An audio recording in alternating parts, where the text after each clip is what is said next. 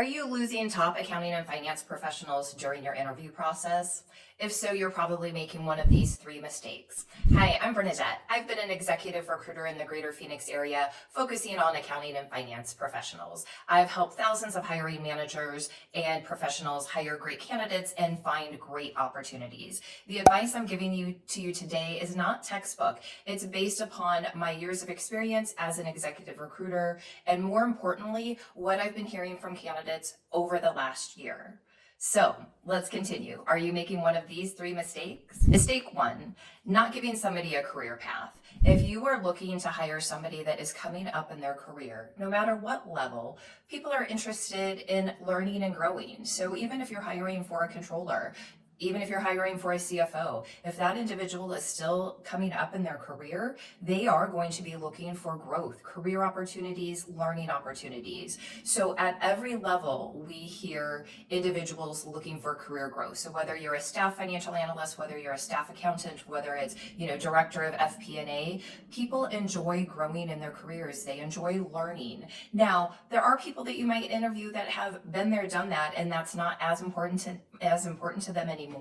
But if you are looking for that up and comer, no matter what the title is, they are going to be looking for growth based upon what I've been hearing from individuals. Mistake number two, moving at a snail's pace during the interview process and not giving follow-up throughout the process. So isn't there a saying, time kills all deals, right? So the slower you move in the process, the more opportunity, one, you have a chance to lose that candidate to one of your competitors who's hiring for the same type of position.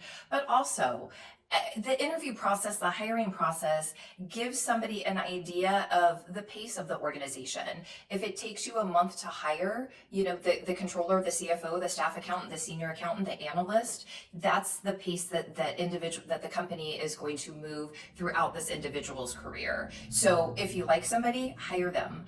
If you can't hire them, people are on vacation, you need to interview one other person, whatever, which I don't agree with. Hey, I've only interviewed one person, I need to have that one other person just to make sure I'm making the right decision. But if for some reason you are moving more at a snail's pace, you need to make sure that that candidate, that professional that you like, is engaged in the process. Follow up with them, give them updates. Hey, we had a really good interview, here's the situation, and check in with them. So if you interviewed them and it's been 30 days and you haven't talked to that initial candidate, that professional, accounting professional, you're going to lose them. They're going to think that you're not interested. So just remember, time kills all deals, even if you are hiring somebody. Mistake number three, not alleviating somebody's anxiety on what to expect, the first 90 days of when they're going to be there. So if you are interviewing people that are actively looking for that next opportunity, maybe they've been laid off, maybe they're just, in a company that's not financially stable,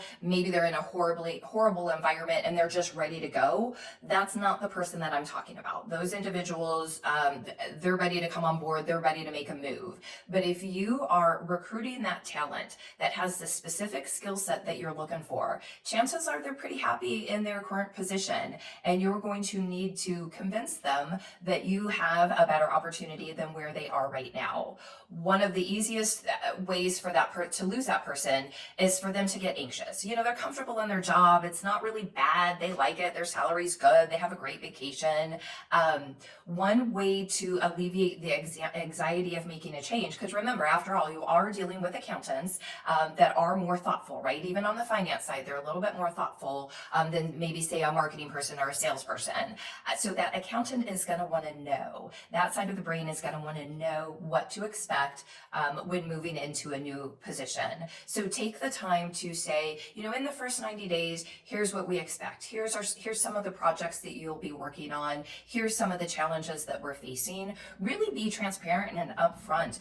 Individuals like to know that. They want to know what they're getting into, good, bad, and ugly. It's better to know than be surprised on the back end. So if you're losing candidates throughout the process, hopefully one of those three reasons will give you some insights and ideas on what you can do to make the hiring process smoother so you don't lose candidates. If you do have any questions or need help in hiring, definitely reach out at the contact information below.